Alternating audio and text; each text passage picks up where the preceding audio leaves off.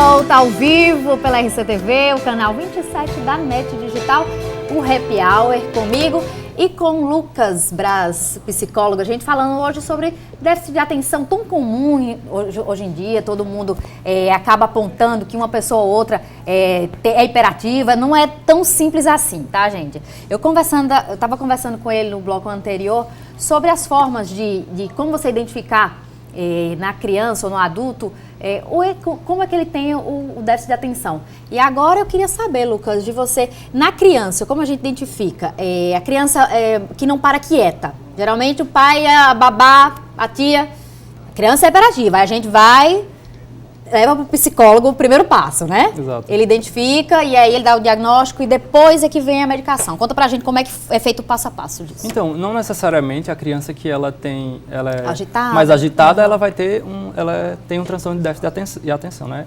Hiperatividade. Ela precisa reunir vários fatores, não é um caso isolado. Então, justamente, quando o pai, inicialmente, ou então um professor na própria escola, percebe a questão da falta de concentração, a agressividade, a questão da impulsividade, a questão da falta de planejamento e vários outros fatores que podem estar sendo identificados, o transtorno de déficit de atenção, então é indicado que o pai ou o professor encaminhe para um psicólogo, para que aí sim o psicólogo ou o psiquiatra ele possa estar dando um diagnóstico realmente respaldado pela sua profissão, para que não haja nenhum tipo de diagnóstico pelo senso comum, né? Para que o paciente ele não possa estar sofrendo consequências negativas por conta desse diagnóstico.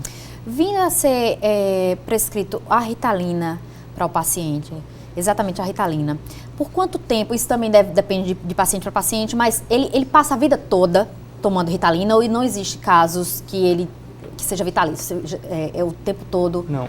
Com a medicação? Eu não conheço casos que, nem em estudos, nem em pesquisas acadêmicas, nem em trabalhos, que algum paciente precisou tomar a vida toda. A questão é justamente trabalhar para que ele não precise tomar a vida toda, né? E para isso precisa ter justamente o acompanhamento dos profissionais que estão interligados à questão da transtorno de déficit de atenção. Então, o aconselhado, o indicado é que ele seja realmente acompanhado para que não seja necessário levar, né? Seja tomar pelo resto da vida do paciente. Até porque isso pode desencadear questões muito negativas para o paciente. A Ritalina favorece mesmo a quem está aí buscando uma concentração maior para estudar, para trabalhar, enfim. Ela proporciona isso, essa concentração e esse êxito? As pesquisas mostram que o uso da Ritalina ela é eficiente, ela é eficaz para os casos que realmente são diagnosticados o transtorno de déficit de atenção e hiperatividade. Os casos que é para conseguir uma concentração, para estudar para concurso, estudar para questões acadêmicas. Não é 100%. Não é 100%. Inclusive, as pesquisas elas não mostram resultados eficazes para esse público, porque é um medicamento elaborado para pessoas que realmente elas têm esse transtorno, né? Inclusive, tem uma pesquisa feita pela Universidade Federal de Minas Gerais que mostrou, comparando, pegou um grupo, no grupo tinha a amostra e nessa amostra percebeu que estudantes que tomavam para concentração, estudantes que realmente tinham o transtorno de déficit de atenção, a diferença era muito significativa de um grupo para o outro. Ou seja, a partir de estudos como esse dá para perceber que o resultado positivo é maior naquelas pessoas que realmente têm o transtorno de déficit de atenção. Para as pessoas que estão à procura de meios mais fáceis de conseguir conhecimento, conseguir planejar os seus estudos por conta da concentração, por conta do estímulo, né, que a Ritalina favorece, ela pode estar, acaba que boicotando o seu estudo. Então, muitas vezes eu vejo concurseiros que estão tomando Ritalina para alcançar um concurso mais rápido e, às vezes, o tempo e o que se gasta no uso do medicamento, quando passa no concurso, vai utilizar o que vai ganhar no salário para poder recuperar a qualidade de vida dele, né? Então, vem mais uma vez a questão da bola de neve e a questão da medicalização, né? A questão da pressão social, da competitividade, isso acaba colocando o sujeito numa bola de neve, que muitas vezes ele não consegue sair dessa bola de neve, justamente por outras questões que acabam sendo geradas a partir disso. Vão tratar no psicólogo outras coisas também, né? Exato, aí acaba vindo inúmeras outras questões, que aí... A Ritalina, por ser um medicamento tarja preta, fortíssimo, extremamente forte, para vocês, psicólogos, psiquiatras, enfim, é mais aconselhável que comece desde a infância, a adolescência, ou de fato o indivíduo adulto ele resiste mais? Como é que funciona isso? Na realidade, existe a diferenciação das miligramas da Ritalina, né? Ela é indicada, a depender do paciente, vai ser indicado o uso da miligrama correta. Tem 10, 20 e aí vai depender do caso. Geralmente, para crianças, é utilizado de menor miligrama, justamente, e aí envolve também a questão do peso, a questão da altura, que também isso vai fazer toda a diferença por conta do uso da Ritalina. Tem também, eu acho que outra questão muito, muito difícil de se combater, que é o fato de você estar tomando um remédio tarja preta, e quando você é criança, você é taxado de maluco, de doido. Eu já vi, eu estou falando porque eu já vi. E as pessoas se escondem, às vezes, eu não tomo Ritalina, porque as pessoas sabem que Ritalina é um remédio tarja preta e associam a problemas psicológicos, psiquiátricos, né, na verdade. As pessoas têm esse medo. Existe hoje mais uma clareza, a internet também está mostrando pra gente, todo mundo entre aspas, a maioria das pessoas tomam. E aí, chegou já para você esse tipo de abordagem no seu consultório? Para assim, eu tenho medo de dizer que eu tomo tarja preta. Na realidade, acontece sim. É um inclusive, preconceito, né? O preconceito e o estereótipo criado por remédios tarja preta ou por qualquer outro tipo de caso que não necessariamente precisa tomar uma medicação, mas até o próprio acompanhamento com um psicólogo, muitas vezes acaba gerando um preconceito. E a gente está aqui justamente para desconstruir, para poder colocar, divulgar que a ida ao psicólogo é necessário por todas as pessoas, justamente para fazer esse planejamento, para que não venha necessariamente ser encaminhado diretamente para medicações que podem estar mudando a vida do indivíduo, né, de forma drástica, porque pessoas que começam acompanhamento de quando é identificado, de quando é diagnosticado e de forma muito profissional, com psicólogo, psiquiatra, com certeza esse indivíduo vai conseguir sair desse transtorno, vai conseguir trabalhar, vai conseguir ter um trabalho positivo a partir desse acompanhamento. Por isso que é necessário ter esse acompanhamento, para que ninguém tome desenfreadamente, compre, consiga receitas de forma ilegal, porque justamente estamos tratando de vidas, né? Quando se trata de vidas, nós precisamos ter um cuidado maior. Geralmente a gente fala sobre crianças, adolescentes, né? Crianças, adolescentes e adultos. Algum idoso, você já viu casos, já estudou, que eles foram prescritos para eles a Ritalina? Comigo nunca apareceu nenhum caso de idoso que precisou o uso da Ritalina, porém, já vi em outros casos, sim, de idosos que querem, sim, estudar, se concentrar e acabam utilizando a Ritalina. Mas, geralmente, a queixa é a mesma. É a questão da concentração, é a questão da hiperatividade, do déficit de atenção, e isso acaba sendo mediado de forma errônea quando o profissional ele não está capacitado, quando ele não é ético, né, com o trabalho dele, isso acaba quebrando. Para o paciente adquirir a Ritalina, ela vai ao psicólogo, ele faz um laudo diagnosticando e ele é levado ao psiquiatra? Na realidade, o psicólogo ele não pode prescrever nenhum tipo de medicação, Tá. Porém, o psicólogo, quando ele identifica traços que são necessários o uso de medicamento para o controle, que são os casos mais extremos, ele contata um psiquiatra e é encaminhado para que o psiquiatra, esse sim, pode fazer a receita do medicamento e aí possa estar fazendo esse acompanhamento muito profissional com o paciente, para que o avanço seja positivo.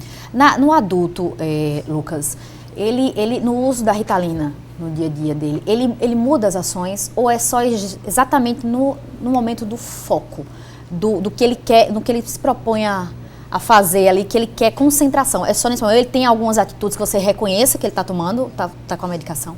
Então, não existe nenhum tipo de diferenciação no comportamento, não existe uma diferença drástica no comportamento. Mas aí o uso da Ritalina vai estar causando alguns efeitos, como a questão da insônia. Então, a pessoa que está sob o efeito da Ritalina, ela vai acabar tendo insônia, vai acabar tendo algumas mudanças de humor, mas nada que seja grave, que você consiga identificar. Até porque muitos pais acabam indicando a criança para tomar Ritalina porque ela está muito extrovertida, muito dinâmica, não para quieta, e aí a falta de manejo de como tratar esse paciente, como tratar essa criança, acaba levando a criança a casos extremos de serem forçados a tomar uma medicação que talvez não é tão necessária. Uma característica assim, bem marcante dessas pessoas é a inteligência. Elas tidas como gênios, né? A quem tem TDAH, enfim. E a análise que a gente faz, pessoalmente, é de que quando antigamente as pessoas eram criadas, nós éramos criados, enfim, nos quintais, nas casas grandes. Hoje em dia você está só em apartamentos, trancados, na segurança e tal. E os pais acabam achando que os filhos estão... Mas eles nunca deixaram, isso não existe, né? Não existe uma leva agora de crianças que estão agitadas. Elas sempre foram agitadas, né? É um olhar que os pais que estão em casa tem que ter para identificar na sua criança, deixar ela ser criança mesmo. E não só diagnosticar e dizer assim, vamos levar lá, porque é ela que vai curar, que vai sarar, como se a criança tivesse doente, se fosse uma criança não saudável, enfim, porque ela é agitada. Exato. A medicalização nesse sentido, ela acaba sendo negativa, né? Porque não consegue perceber os outros fatores que envolvem a questão da criança. Ela, às vezes, está num ambiente fechado, num ambiente pequeno, num ambiente que ela não tem contato com outras crianças. E muitas vezes isso acaba deixando ela realmente ansiosa, sem poder, exatamente, né, doida para a criatividade sem trabalhar, ser explorada. Trabalhar as suas fases enquanto criança, né? E isso acaba sendo prendido. Então esses fatores precisam ser observados. Então é necessário que os pais eles possam estar observando esses fatores, os fatores reais, para que possa estar encaminhando a um psicólogo, a um psiquiatra, que vão estar realizando um trabalho de fato positivo para seu filho, para que futuramente você não tenha aí transtornos maiores ou consequências piores para o seu filho, né? Com o uso da Ritalina, teve algum caso já, assim, que você saiba que não funcionou? Não funcionou, a Ritalina não funcionou. Ou ela é 100% garantida quando se diagnostica um TDAH, por exemplo?